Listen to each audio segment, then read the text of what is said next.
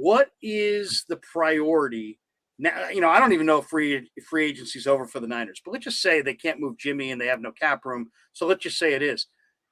The next big thing is the draft. What's the priority today going into that draft in your mind?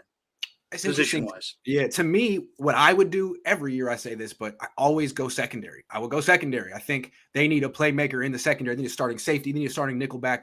But they're not going to do secondary in the second round. They haven't drafted a DB before round 3 since Jaquiski Tartt. I can say with confidence it's not going to be that. So what are they? They're going to go trenches.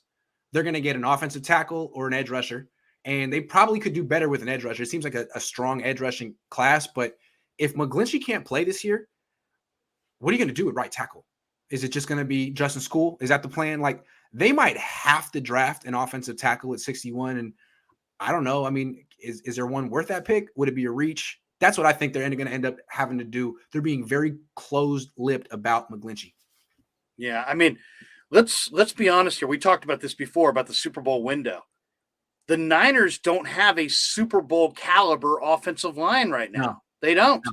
They've got the world's best left tackle and 4 dudes. Yes. I mean, Alex Mack is just a guy at this point. Yes. He's an older player.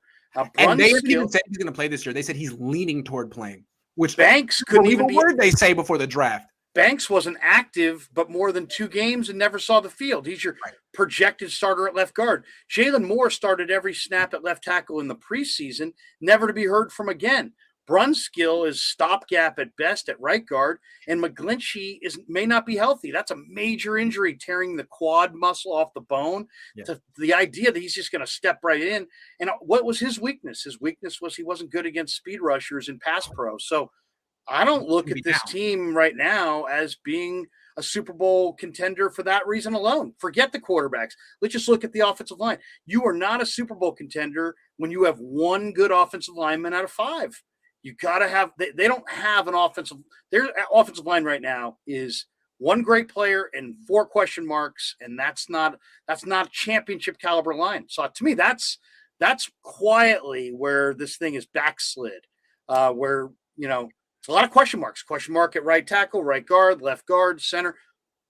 I mean, that's a lot of question marks. Do you believe in Banks? I don't know. Do you believe in Jalen Moore? I don't know. So they're to me, that is the big one, maybe the biggest question that faces this team. How good's the O-line? And then God forbid Trent Williams misses any time. I mean, he's my age. He's misses about 2 or 3 games every year. I mean, without him, they got the worst offensive line in the league. And this is how you want to this is how you want to introduce Trey Lance to the world. You want to give him the best chance possible. Like, he got hurt last year. And his first start last year, both quarterbacks got hurt, and the offensive line just got worse. I don't know. If you were saying what's the goal of this year, the goal of this year should be to surround Trey Lance with the best surrounding cast you can possibly come up with. Yes. That means bolstering your offensive line and finding a deep threat, maybe adding another running back, and really bolstering everything you do on that side of the football. Right now, you're asking him to operate behind a Swiss cheese line with no deep threat, and you just lost Raheem Mostert. So, I get questions about what they are offensively. That left guard spot is alarming to me. The Niners would give Laken Tomlinson the Bob McKittrick Award every year, not Trent Williams, as the best offensive lineman on the team. They would always say how valuable he is to the team. And now they say, okay, well, we can't spend $10 million on him. We don't do that for guards. Okay, so you went from saying Laken Tomlinson's your best offensive lineman to saying we're going to go with Aaron Banks, who was inactive at the end of last. So what are you talking about? You're cool downgrading now. Why? It's probably because what you said earlier. They're not really sold in their Super Bowl window right now. It's a great year to have Aaron Banks get his feet wet. And nobody wants to talk about any negative stories with the Niners, but this one is clear as day. There is a disconnect between the Niner draft group, the scouts and the personnel department, and the coaching staff. I asked John Lynch this year on KBR about Trey Sermon. I said, Trey Sermon looked pretty good in that Seattle game, John. He's like, I thought so as well. Never played again the rest of the year. Jalen Moore supposedly looked great at left tackle. Not supposedly. I thought he looked great at left tackle in the preseason. Never could even beat out Tom Compton, who's a street free agent nobody. Right. So Jalen Moore looked good, but he can't get on the field. Lynch sung the praises of Aaron Banks at the end of the year, but he wasn't even good enough to be activated on game day, but twice all year, and he played no snaps. So there's a disconnect between the guys who are picking the players and the guys who are saying, we're going to put these guys on the field. And I think if you ask the Niner O-line coach, he'd probably tell you a totally different story about Banks and Moore than what the Niners scouts would tell you. That would be my guess. And I think Bobby Turner would probably have a much different philosophy on Trey Sermon's value compared to the guys who drafted him. That's a problem. You got to be on the same page.